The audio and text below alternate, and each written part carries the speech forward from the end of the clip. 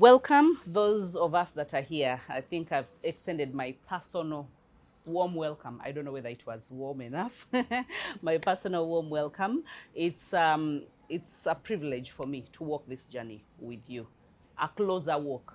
Not a walk. I know that everyone that is online, TV, yes, we have a closer walk. Yes, we can chat from time to time. But again, it's a different energy to be in the room. It's a different energy to commune together, to be able to know a little bit more about you. So that's why when we call you out for some of these community gatherings and, talks, I hope that you can be able to come out and be able to engage. I know that we're planning a lot for next year. So we'll be able to unveil whatever plans we have for next year. But for now, we are still on the journey to grow, and we're not going to stop growing. And today I want us to be able to talk about relational intelligence, relationships. We have done personal growth. We talk very little about relational intelligence when it comes to personal growth. But again, I believe it's the foundation for every kind of growth, okay? You cannot prosper without relationships. God cannot open doors without relationships. Actually, some people are doors themselves. Okay? So that means how you relate with them, and that is where we lose it, that we have ranks and statuses in relating. And so many times we lose it, that we want to relate with those that are significant and those that are important, and we leave the people that are around us, yet the people that are around us are the ones that are going to connect us to those that are significant and those that are important. And that reminds me about the story of Joseph when he was in prison. So you're in prison, you're with your inmates, and you're interpreting dreams. Some people wait and usually say, I will do important things when I'm with important people. I don't know whether you've seen people, like, they keep the best so that they can display it before the big people, or the big connections, or the big fish, like we usually call them. And so many times we lose it, because then the big people, I think we were at Thobani, where someone said that the 20% of the richest people in the world are like in a room and it is closed, and whoever gets in that room has to break the door in order to get in, because apparently there are no invitations. They're like, we are done atebe yagala bokka na bokka bagaga twagalane mwali mujiwuliddeko. Bagagwa kwagalana. It just feels like it's a closed group membership of some sorts, and you don't know the criteria. Should I be rich? Do I need to have many buildings? Do I need to have posh cars? How do I get in? You get it? And so many people, like, while we are on the personal growth journey, we tend to keep the best for such people. That, when there is this gathering, then I will go and display my good public speaking capabilities, and then I'm going to get connected. Not knowing they don't care. The wealthier you become, the less you care about anyone else and what they have to say, because half the time they are punching holes in everything that you're doing. Because right now they're not impressed by anything. Like, nothing impresses them. So if you need something from them, better have a middleman that is going to put in a good word for you, to open that door for you. So relational intelligence is so important. But there is something that I wanted us to, the core of it, I wanted us to talk about resentment. Because when you're building relationships, there is no way you can divorce relationships from resentment. Okay? Just like I talked about those middlemen, how they can connect you to other people. You realize you can be in the same environment, and you can even be in a romantic relationship. And guess what? You will experience love and resentment at the same time. And sometimes we don't want to admit that they can coexist. We think that if it's meant to be love, love has to flourish. And if it's meant to be a bad relationship, it has to be totally bad. But we all know those relationships where it's not totally bad and it's not totally good. Like, there is resentment and there is love, and they coexist. And so many times, this is what we want to do. Because we want to deny, and the world cannot accept that those two can coexist, we ignore one.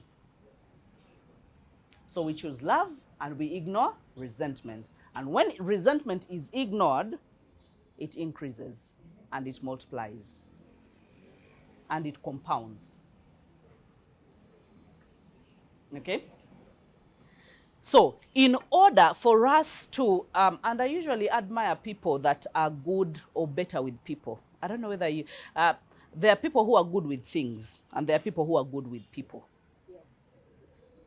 Now, for so long when you are young, before you grow in the personal growth journey, you realize that when you see someone with a nice car, when you see someone with a nice house, like that makes a lot of sense to you. Like that screams, you know, well, riches to you or good life. But after you grow, you learn that the leadership and how, the way people treat others is more important than how they treat their machines, gadgets, houses, companies. Yes, you can be so good a lawyer, or you can be so good a judge, or you can be so good, whatever the top can be with your career. But if you're not good with people, you amount to nothing. You die a lonely death, and then we don't call you wealthy. Because there is no longevity in that wealth for as long as you are bad with people. Do you know that you can resent your own children? Yeah, and you can resent your parents. You can resent your colleagues, because the different types of relationships, I just want us to go through them. You realize that we have casual relationships, okay? And casual relationships are with friends. And then we have the kindred relationships, those are with family. And then we have the corporate relationships, those are the people that we work with. We have kingdom relationships, people that we fellowship with, or religious relationships when you come to other religions. And you realize that every one of those relationships is very important. Okay? But again, it's very easy to have resentment towards a friend.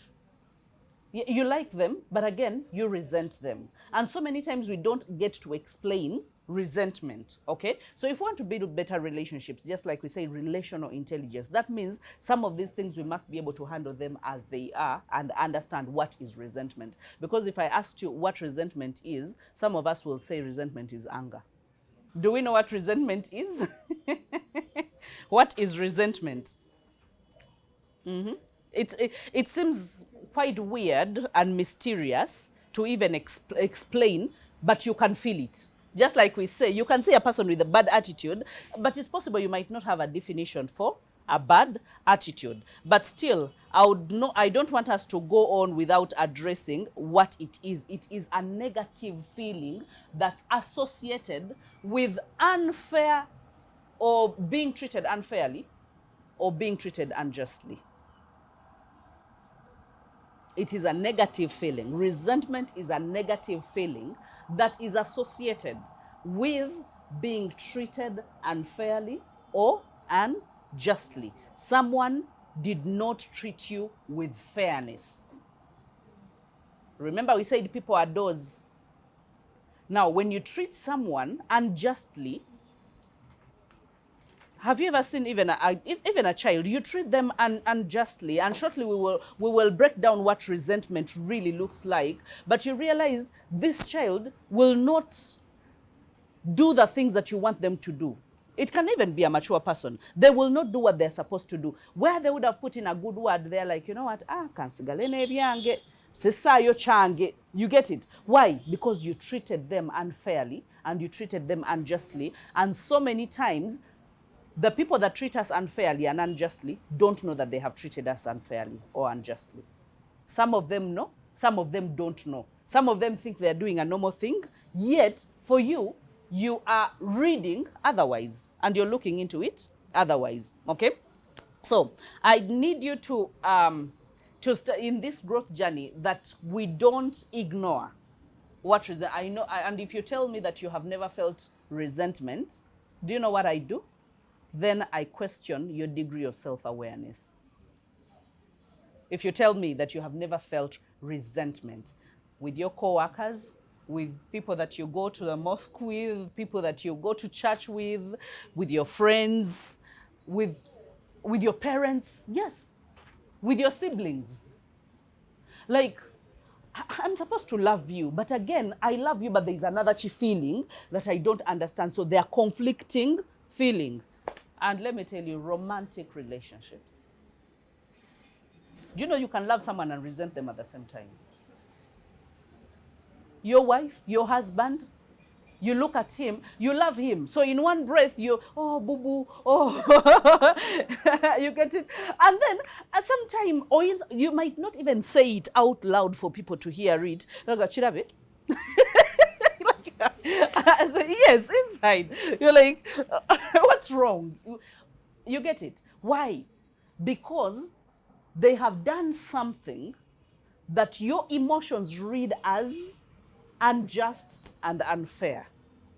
And so you resent them for that unfair treatment that they have handed over to you. And I want us to understand what unfair treatment, because when we talk about unfair treatment, it seems so huge as well, okay?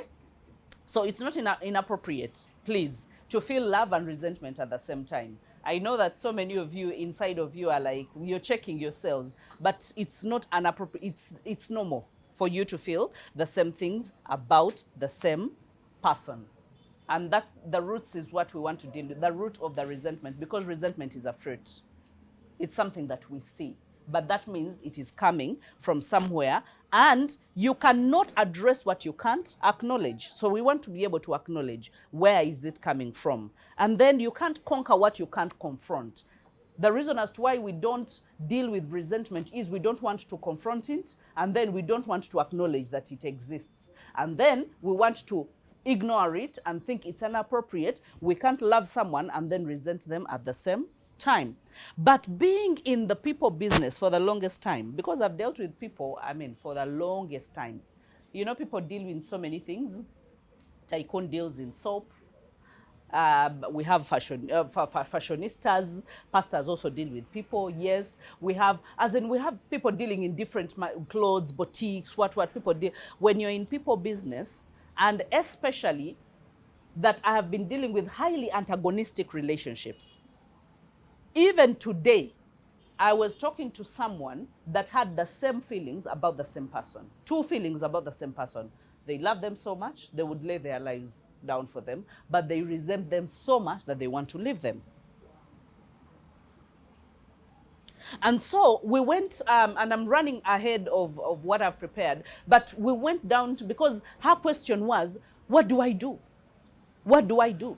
Because I love, the first things where I love this person and I feel I can't lose them, and I feel like, as in they're talking about every good thing. But the last thing is, there's a lot of unfairness and a lot of unjust treatment that is being extended, and guess what? Without hope of change.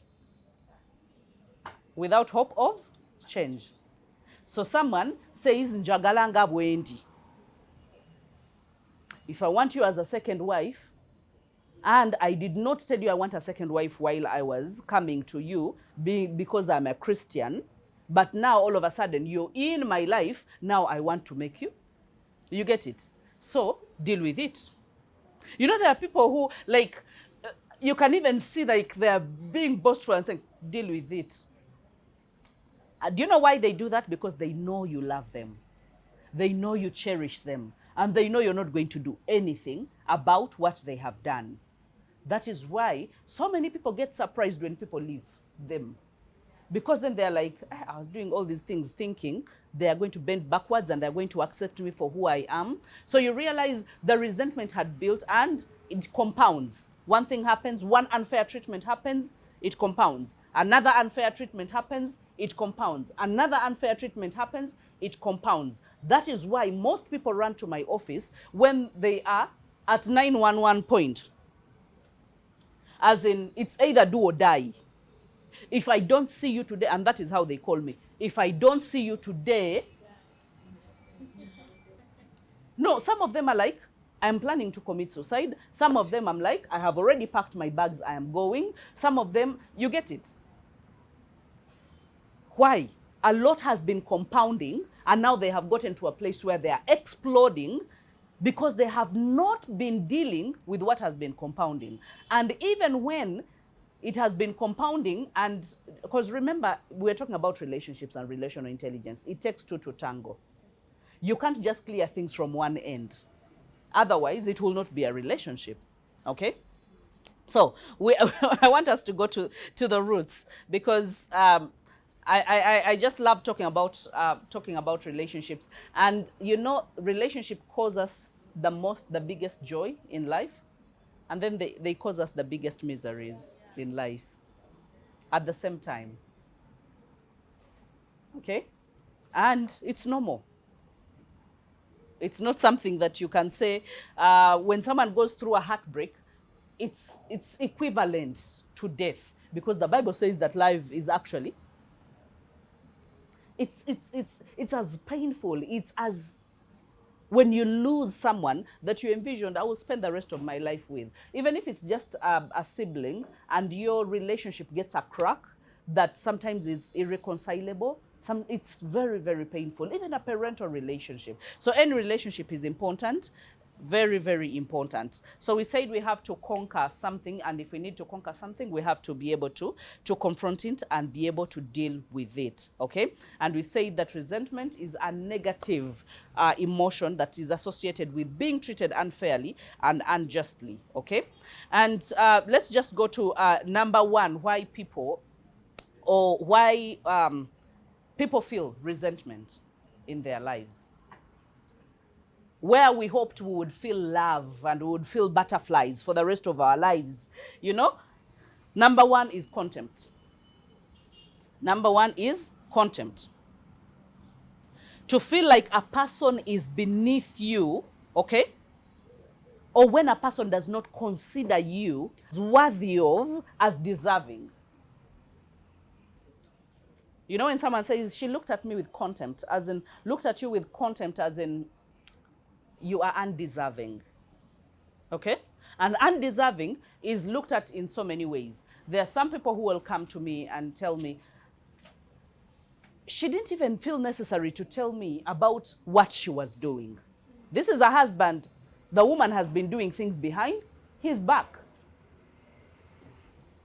She didn't feel the need. So that means I don't think we are in this relationship, or I don't think she really wants this marriage. So someone behaved in an unfair way to him. Okay? For example, when someone, maybe you're with a group of friends and they invite you as friends, they invite all the friends to a party and they don't invite you. You were not considered. That is an unfair treatment. But maybe they have reasons as to why they left you out. But those reasons are best known to them. For you, you still think you are my friend, and if you're inviting us as friends, then I should be able to be part of that party. So you realize that there are so many times we do not consider other people. And there are so many times where other people have not considered us. I have had scenarios where someone tells you that I told him that we build a house this way, and he told me mine is rubbish, and I am not, I'm just not brilliant. But remember, he married her.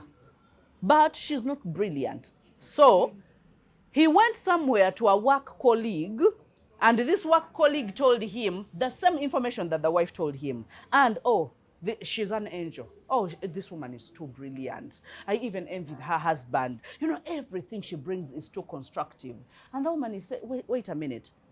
I suggested the same things, and you trashed me, and now you're uploading another person. Do you see how when you go to someone, to a conventional counselor, they will tell you, be mamazi. You get it? They will tell you, ako. There are people who belittle other people's problems, or even to another woman, to tell them about your problem. So they shut you up.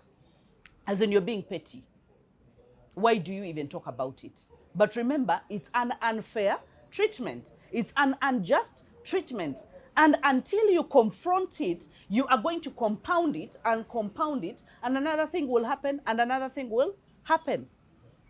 When you contribute, I would think maybe the kids will go to this school. You're the man. And then the woman is like, for you don't know any schools. For you don't know. And all of a sudden, she's deciding. And sometimes you're the one that is supposed to pay. She's deciding.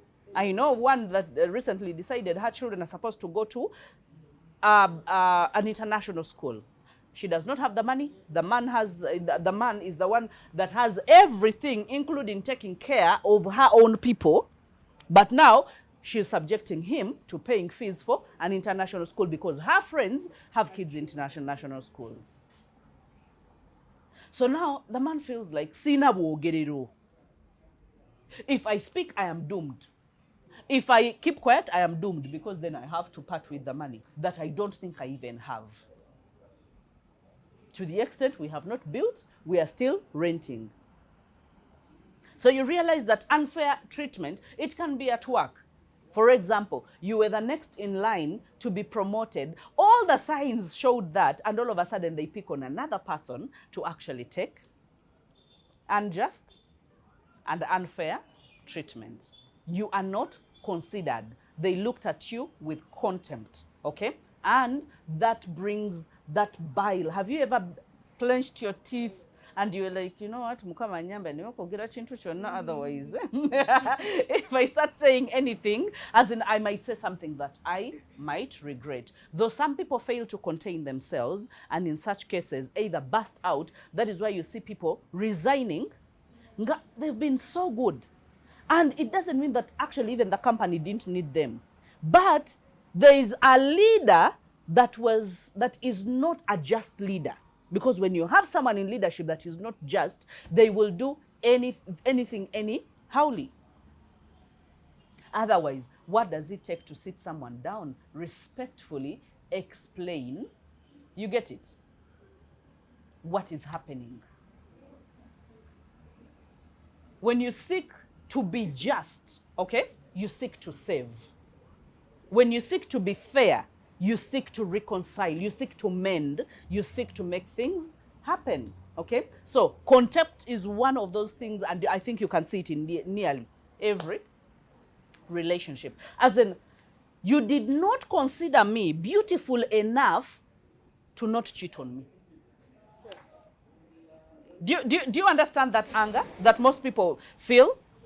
Like, you did not consider me. Otherwise, we are like, at every angle, we are being measured and we are being considered. So when someone does something unfair and unjust to you, that means they did not consider you to be worthy, to be deserving, to be beautiful enough or good enough for whatever position or to even deserve faithfulness.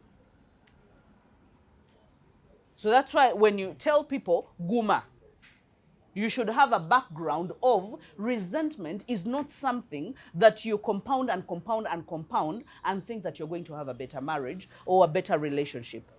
That is why partnerships die when the company is at its prime.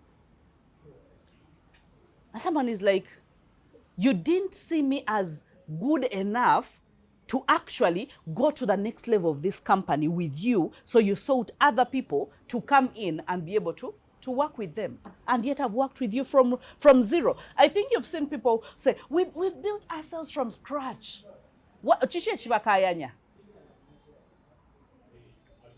Contempt. They're not being treated fairly. They expected a different treatment. They expected, and that is why expectations are very important. As in, you become someone's husband, you expect respect. You expect loyalty. You expect commitment. So when someone behaves in a way that bashes down what you expect from them, that is contempt. They're being unfair. Okay? So, let's go to number 2. Control. What builds resentment? What brings resentment? Okay? And all of us, I think you will testify with me that we don't mind being influenced, because influencing is leadership. Influencing is okukwagazisa, to make you see things at my level. That means I have done some work, and that means I respect you, to influence you, to buy into my school of thought. However, what we don't want as human beings is being controlled. And God did not create us that way. Not at any level. You can control an animal, you can control any gadget, you can control anything else in the world, but controlling a human being, that is something that is detested, that is something that is unfair, that is something that is unjust. Okay? You cannot have a remote control where jump this much, do this, do that. No. Even if it's your helper, even if it's, you know, the person that is working for you, they deserve the respect for you to influence them. That is why we do vision casting, that to make people buy into our vision so that we can together build towards that vision of the company. That is why in marriage, someone will tell you about their vision and what they want to do so that you can build together. So if it is to save, if it is to cut on budgets, if it's, you are moving together. But when someone wants to control you, where you go, what you do, what you eat, how you dress, who you talk to, you've seen people controlling others. As in, as in, people will seek to defy. And so people will start resenting. They're like, you know what? I'm not a child. I think you've seen people making such, I'm not a child. Why? Because they feel they are being controlled. Even children, Ariella does not put on whatever you give to her. She will tell you, Mommy, no, I don't want that. I want the red one.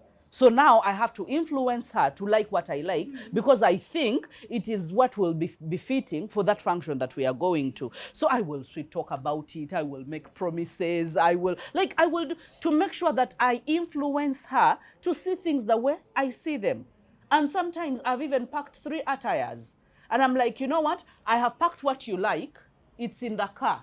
So it's possible it will be the 3rd attire or the 2nd attire. Let's first, so that when we get there, you will put on what you like. You get it? But I'm trying to influence her because otherwise, if you don't influence her, she will go and she will stay in the car and she's like, you got me, I'll stay in the car. You get it? Now, we grew up from a different generation where we don't do that.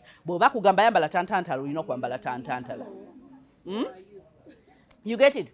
So, and that is why from childhood, so many traumas that we are nursing right now of low self-esteem and lack of confidence and taking things too personal. Why? Because there are so many things people sought to control us at all levels and they thought it was normal because that is what was done to them. They didn't know better. But in this generation, our children are teaching us that you're not taking things for granted. How you were brought up is not how you're going to bring me up. Okay? So you realize that even a child can read that you're trying to be controlling. Eat your food and finish it. And say, Mommy, I am full. And there are people who will take you to a date and they will tell you, if you don't eat the food and finish it.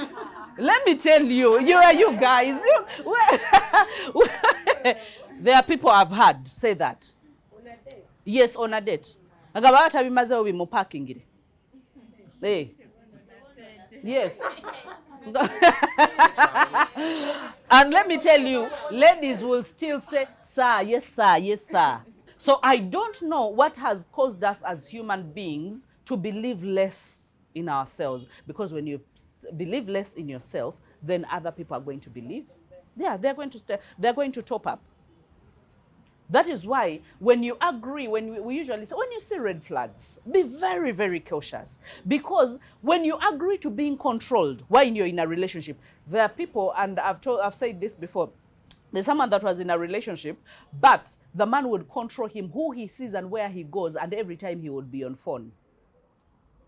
So even when the girl visited her people at home, she would not have conversation with anyone.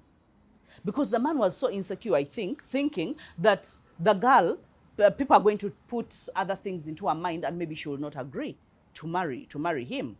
So she would go to her home and she will be on phone all the time. She will be on phone at all night and then even at work, she will be on phone. Until she was told, you will lose your job over being on phone. And we're like, what does your husband do?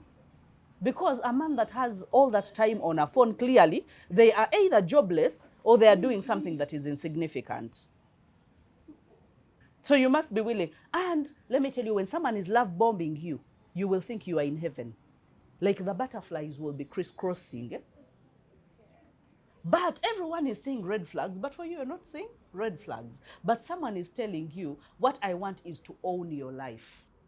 What I want is, do not talk to so-and-so, do not go here, do not do this, do not do that, and do not do that. And because then you think you're being loved, you enter into a marriage. And then in the marriage, it becomes worse, to the extent the husband would even refuse the neighbor who was a woman to give her a lift, to give the wife a lift. So in my heart, I was like, what was the woman going to do? Because if you say the neighbor is male and they are giving a lift to your wife, which is also okay. But some people... That person may influence you. Otherwise. My husband gave me this car or something, and then you will start to think otherwise. So but you see that is control. And the more you control someone, the more they start seeing loopholes. And sometimes the loopholes are seen later, when after the marriage, and now you have to go breaking a whole marriage. Why? Because you skipped the red flags and you thought you could turn them into red and into green. You know, we have red flags, we have yellow, and then we have green. So some of us, we see red and we're like, but I think I am colorblind. I think that is yellow. we have faith. Yeah, we have faith. I don't know. Let's go to the last one, okay? And when it comes to the control, do you know that even God does not control us? He gives us free will. Otherwise, the devil would never exist. So that God would get all the worship. But the devil exists so you can decide to serve the devil or serve God. That means he's not an insecure God. He's like, you're a free person. You have a choice. But remember, your choice, you have the power of life and death. But he says, choose life that you may live. Okay? So control is something that people desist, they detest. And if you're a wife and you choose to control, and by the way, even if you're an employer, and you want to micromanage. Have you seen people that you've seen Indians, right? They will come and peep at what you're doing at the computer. They will be everywhere doing everything. And yet there are people who love being micromanaged. And there are people who love freedom so that they can be creative and deliver the work. So if you cannot be a leader that distinguishes between who to micromanage and who to not micromanage, you're going to lose creativity. Because then you're going to seek to control. Don't go there. Don't go to that company. Don't talk to so-and-so. Don't to... What is that? Or even, don't talk to that worker because I know they will tell you bad things about me. People don't like being controlled. Okay? But control freaks usually are people that are very insecure in themselves. But you realize that it builds a lot of resentment, and so many people have walked away from such people. Okay? The last one is continuation. Now, continuation, when someone faces contempt and someone faces control, and they come to you and articulate it, and they're like, you know what you're doing is not right. And despite them telling you that what you're doing is not right, you continue doing what you do. Someone has come to you and say, I'm not stupid. I know you're cheating. But if you don't stop it, I don't think this marriage can continue. And the big-headed you, because you think everything is under control and everyone should be able to worship at your feet, you think you can do anything. Okay? So despite the articulation, the reminders, and let me tell you, by the time some people walk away from such romantic relationships, they have spoken more and more and more and more, and they have shown you. Number one, they will show you by withdrawing. They will show you by isolation. They will show you by not engaging the way they used to engage. They will show you by facial expression that I am sad, that my mood has been dampened. You have stepped on me. You have made me a mop. I am not that kind of person. And then when they get confident, they will even tell you, I do not like and I will not subscribe to a marriage where there is cheating. And all of a sudden, the person goes ahead and does the same thing and does the same thing. So most of the people that come to me, they will tell you that, you know what, I thought he had stopped. He had all this marathon of 16 girls or 16 what? But last weekend, I found 5 of them in his phone.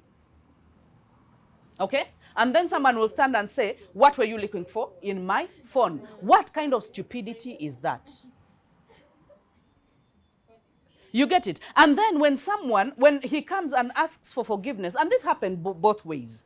When you come and ask for forgiveness, and then someone hopes that you wrap up everything and forget everything and go back to smiling like everything was normal. There is no reset button in emotions. No. There is no reset button. When you behave unjustly, unfairly, just know and believe me, it is compounding. It is only a matter of time, and this is going to explode. And most times, it explodes for the wrongdoers. It explodes when they need the ones that they have wronged most. And now it is your turn to test the medicine that you served. And most times, they never want to test the medicine that they give to others, which is very wrong. You can't treat human beings like animals. And that is why we're talking about relational intelligence, okay? So resentment, I don't know whether you have looked at the bigger picture that I have painted. Now you can see that resentment dwells everywhere. And you must be that careful human being that says, I do not want to treat others the way I do not want to be treated. I don't want to give unto others what I don't want to receive. Otherwise, maybe you're not going to receive control, you're not going to receive contempt, but you're going to receive abandonment and neglect. Because when someone gets tired, when enough gets enough, people walk away. That is why someone will tell you, I have left a mansion with six posh cars parked somewhere, and I would rather sleep at a desk than that human being in the house. And you're like, naye yakukola chi. You get it? Netulowooza nti ye mukola kinene nnyo oba yamusalaasala obufififi oba yakola ki teyakola kinene. The human spirit gets tired with the compounding effect. When the resentment builds, love decreases. When the resentment increases, love decreases. It shrinks up to the point where it has totally vanished and love does not exist anymore. That is why someone will get to a point and they do not feel anything. They become numb. Because they're like, what's there to expect? There is nothing more to expect from this person. So continuation, by the way, continuation has caused a lot of breakages in friendships. Okay? Someone tells you, as in, now, Olugambo, like, we have been here, we've talked about gossip before. We are a clique of people that consider ourselves friends. But you get something, a word from here, you take it there, and then you play kugamba gozanya zala amidst your friends. And you think, when someone is they're being the ringleaders in gossip, they think they are the kafulu and they can never be detected. Because bwatuka walala yogera bidala bwatuka babera nga chameleon bwatuka gwe yayogeddeko nga akubuulira ebyabalala nawe osobola okumubuulirayo ky'omubuulirayo. And that is why I say that if you want to kill gossip, cut the tap off. Stop feeding information and stop receiving information. Be numb. Agamba olese ki? Agamba bambi ayitamu ekyo. Katumuyite twogereko naye ebintu no ayagala bankyawe agamba sagala bantu boogera ku bantu behind their back because bwoba omwogeddeko nange ogenda kunjogerako. Ayina olugezigezi ayina akajanja yalooza yategeera ennyo bakuleke ng'otegeera nnyo. But the thing is, that is unjust treatment and that is unfair treatment. Slander is unfair treatment. Gossip is unfair treatment. Rumor is unfair treatment. Okay? As in, when I'm with you, I should be able to say the same things. Even when you turn your back and walk away, I should be able to say the same things about you. That is loyalty.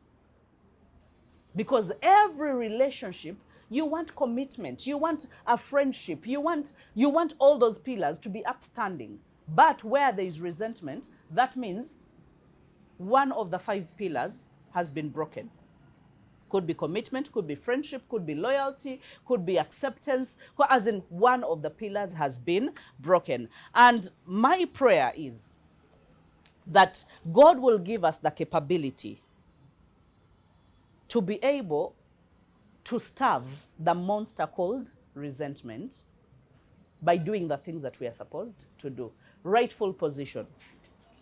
If you're a leader in a company, you treat others how you would want, and this is something that I've usually done. I will treat the people that I work with like I would want anyone to treat my children when they get to a working age. I should be sowing seeds. You get it? That does not mean I'm going to entertain every kind of behavior. No. When it is enough, I will still communicate to you respectfully that we cannot work together. Just like I would expect that if my child ever crossed boundaries and they can no longer be entertained, someone should be able to communicate to them respectfully and tell them we can no longer work together. So it does not mean that you're going to entertain everything. No. Where you need to say no, you're going to say no. Where you need to build a bridge, you will build a bridge. Where you need to cement a relationship, you will cement a relationship. Okay? But when all these happen and when you see all these, what you need to do is to adjust your expectations and set boundaries. When you see all these things happen, the contempt, when you see the control, when you see the continuation. Coach Fifi talked about faith, and so many people have faith in people that they will change. But most times that faith has been broken. And let me tell you, once faith or trust has been broken, it's like a mirror that has been broken. The Chinese, in all their mighty, in creativeness, and all the superpowers in the world, they have discovered how to kill the whole world with one bomb. But they have never discovered how to put a mirror back and it looks like it has never been broken. Like seriously. Is there a glue that can bond a mirror and you cannot see the cracks? It does not exist. So when trust is broken, when unjustness and unfairness has been extended, that is a crack. It's possible that you can patch things together. But to expect that they will go back to their original form is to expect too much. That cannot happen. So when you go doing something unfair and unjust, think twice. Before you extend that, before you dish that out, think twice. Would I want anyone doing this to me? If you would not want anyone doing that to you, then do not do it. Remember I said people are doors, but you cannot expect that doors, the normal doors that we use on houses, they're emotionless. So you will open it anytime and you will close it anytime. Human beings have emotions. They have brains. They have likes. They have preferences. So it's possible I will choose who I deal with and who I do not deal with. I will choose if I'm a door and I know that I'm a door. Do you know that some people have stood in other people's ways of success? Why? Because of emotions. Well, some of them are misplaced emotions, and that is where when someone treats you unfairly, God does not consult human beings in order to promote you or to give you the success that he needs to. He will still give you that success. He will create another door for you. He will create another connection for you. But what he's saying is, can you treat my creation, my people, with justness and fairness? When you're in a romantic relationship with someone, do not think that they are less. Because let me tell you, you're going to see people who are more handsome and more beautiful out there. Does it mean that you're going to treat them all well and then you're going to treat the people that you have or the people that are in your life bad? Because the people out there will never pick resentment. Do you know that it's so hard for you to pick resentment from a stranger? To resent a stranger. As in your heart of hearts, you'll be like, but I'm not going to see you again. You've stepped on me, and yes, I will get angry. I can lash at you, but I'm not going to resent you. Because resentment builds over time, and that means resentment builds because of proximity, because of working together, because of dealing together, okay? But, just like I said, adjust your expectations. Sometimes, because sometimes we cannot just abandon. When you resent someone, you cannot just abandon them, okay? Then you cut down on your resentment. I told someone today that in that scenario, look at all these things. And chirunji, some people say the truth. The people that we resent, Bambi, sometimes they say the truth. Never kugamba ekyo sigenda chikola. So they leave the ball in your courts. So can you cut out all the expectations of fidelity? Cut out all the expectations of ever having a white marriage or a white wedding. Cut out all expectations of having a monogamous marriage. Cut out all expectations, as in, because those expectations are the ones that stir up the resentment. So cut them up and say out and say, you know what? Ono muntu wange musigazanga bwali naye sina byensuubira byonna. But in humanity, you know that it cannot be a clear line like that. The emotions will still take you the other side. And then when you say boundaries, that is when you say, you know what, now I have learned. That is where most women are like, esente. Kanyweze nsawo. You know, there are men who steal women's money. I never thought that was a thing until I've had so many people talk about the same scenario. And I have had some men that come to me and tell me, esente zesimanje zigenda. Naye ngezize ez'omusajja tebamanje zigenda. Tezirabikako wadde. Naye nga ali busy olw'okuba akimanyi omukyala is earning more, agamba esente ze, naye ng'omukyala akugamba ennyumba yagizimbye, buli kimu yakikoze, abaana yabasasulya, buli kimu, but on top of that, they are cheating on her. And on top of that, they're even insulting how she looks, how she looks as a human being, her color and everything. And then all of a sudden, esente zo zikola ki? Ziragawa. And the woman is saying, ngenda kunyweza ensawo yange, togenda kola ki? Kuddamu kugiraba. Do you see the response to resent? You seek to build boundaries, but some people seek to build fences because they are angry. Now they are building a fence, but they are in a marriage. You're like, there is no way you can work in a marriage with a fence. It has to be a boundary. Starting today, this is how we are going to run our finances. Whether you like it or not, this is how we are going to run our finances. Because once bitten, twice shy. Once bitten, twice shy. And it's so amazing that most of the complainants definitely will be the women, because the women will talk about their issues so much. But in this generation, we have men who are suffering. They have developed resentment. They don't know how to talk about it, because when they talk about it, then you're not man enough. Then you're not expected to cry. You're not expected to lament. Then you're like, to go yingewa. Like where? Where? They should come for the men meet every Thursday, okay, where they openly talk about their issues. And we need safe spaces for the men, because they are endangered species in this generation. We need them to be able to thrive in their vulnerability and also talk about the things that are pressing them, okay? But you realize that when you talk to someone that has developed resentment and you also have resentment, what you're doing is lashing out at each other instead of having constructive conversation to be able to make a way forward about what you're supposed to do. So many marriages are ending prematurely. So many relationships are ending prematurely. So many friendships are ending prematurely. And so many corporate relationships are breaking and partnerships are breaking. Why? Because people do not have the relational intelligence to know I am dishing out something that I do not want in return. And a human spirit breaks and people get tired and they get to a place where enough is enough. They would rather start from zero instead of going ahead with you. They would rather have their peace of mind instead of being in constant war zone with someone. It's just not worth it and it's not enough. So my prayer and hope is that love will increase and resentment will decrease. Okay? That love will increase, and that has to be intentional, and that resentment will decrease, that you will be able to address the contempt, the control, and the continuation. Okay? You will be able to conquer it by confronting it. Because what you don't confront, you can't conquer. Okay?